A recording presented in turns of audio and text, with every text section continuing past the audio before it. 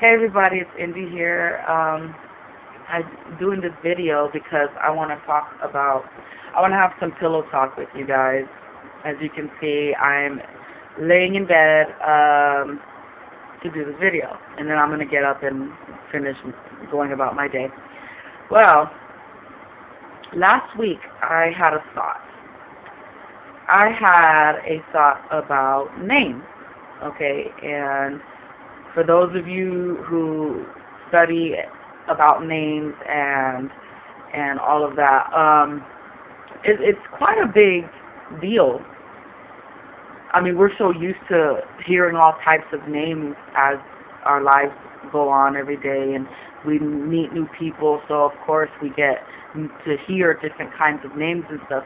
But have you ever sat there and thought about the power in a name? Like, seriously. Let's take an expectant mother, for example. She's pregnant, she's with child, and she is spending a majority of her free time when she can choosing a name.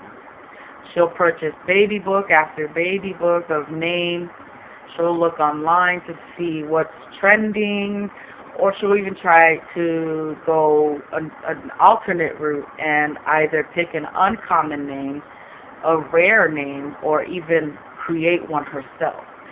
And therefore creating the meaning behind the name if she does that.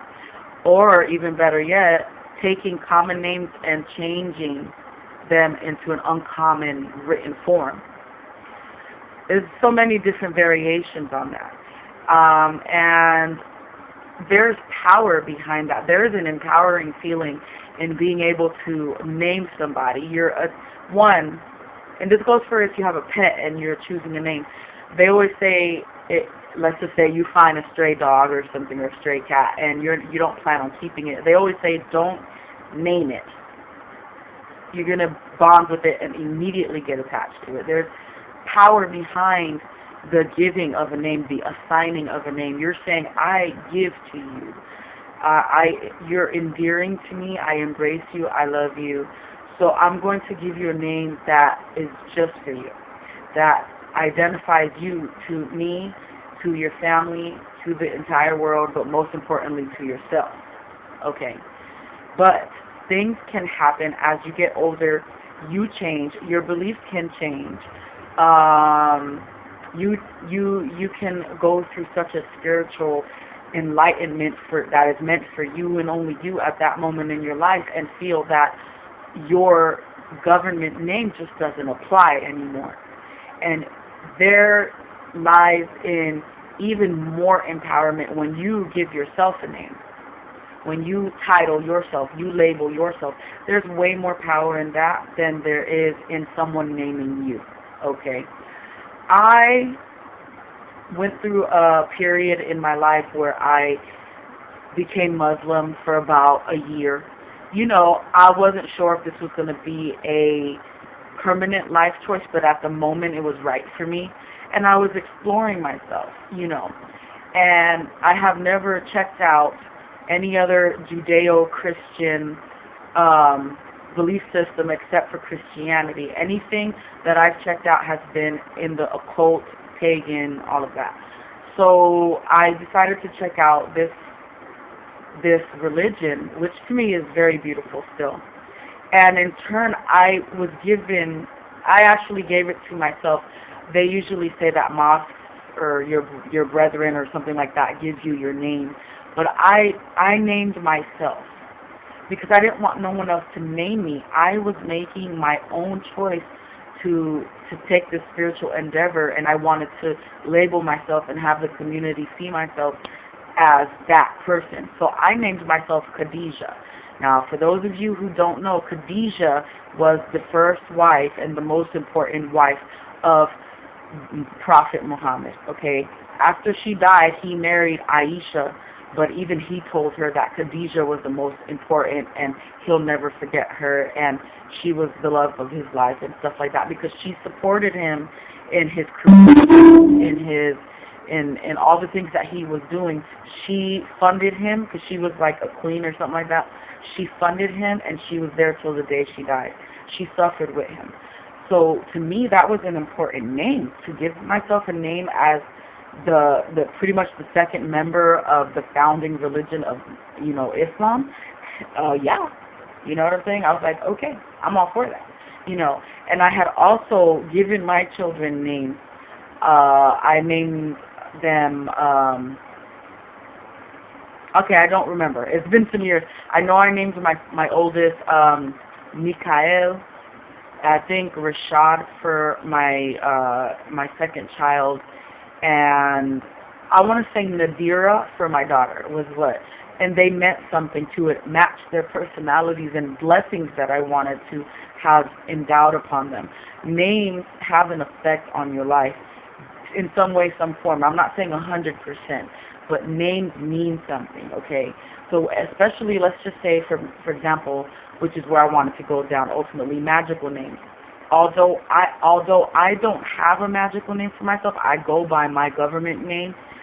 But I used to when I started in Wicca, and I had named myself something that came to me in thought, in a dream. I'm Aurelia Faye, and I didn't understand it. And someone told me, means you have a love of the Fae, of fairy people. And I always have. And, even to this day, my mother raised me to believe that fairies exist. I find them so entertaining, interesting, intriguing. So it was right for me. But then, after a few years, it didn't fit me no more. I thought I outgrew that because I outgrew Wicca. And I just started practicing plain old kitchen witchery, and I was going by my middle name. And I have been going by my middle name up until recently, because you guys saw my middle name. It was Yamira, W-R, and Yamira is the middle name. And I don't mind sharing this with you guys. But what I'm saying is that when people go through that spiritual change and they feel that their spiritual being is enhanced, the name is going to probably change too. Not all the time. Doesn't apply all the time. We are spiritual beings going through a temporary human experience. So I feel that since the spiritual can elevate and advance into different levels and different tiers, okay, of existence, the knowledge that comes with that alters your being and your identity. So I understand if people feel the need to change their name. Sometimes people have to change their name for protective reasons. I have a friend who was abused as a child and was removed from the home at 16, and because of that, she didn't want her family to find her as an adult, so she changed her name, and she became that person. And now she's happy, she's married, she has 2 children, and she's giving them the life that they never gave her. And this is all under the new name, you know what I'm saying? And then on top of that, she got married, so she has a new last name. But she had changed her last name anyway to her adoptive family that took her in just within the year that she was taken out of the home. And that's the family she associates herself with. So the traditions that they have, she has taken upon herself. The identity of that family with the last surname, she has taken for herself. And then her new name, she has taken for herself, and she has associated with her new name a happy life. So what I'm saying is names have so much power, but people are so used to names. Because we have to have a name. We need something to identify ourselves. I wonder if there's somebody out there that tries to not go by a name so that they're free from labels, they're free from having the need to have to identify themselves with the world because they know their identity and they're okay with themselves, so they just don't go by a name. They just expect the world to see them as they are and don't feel they have to explain their identity to anybody. So that's just a musing that I had. So whatever you guys think about that, let me know. Blessings.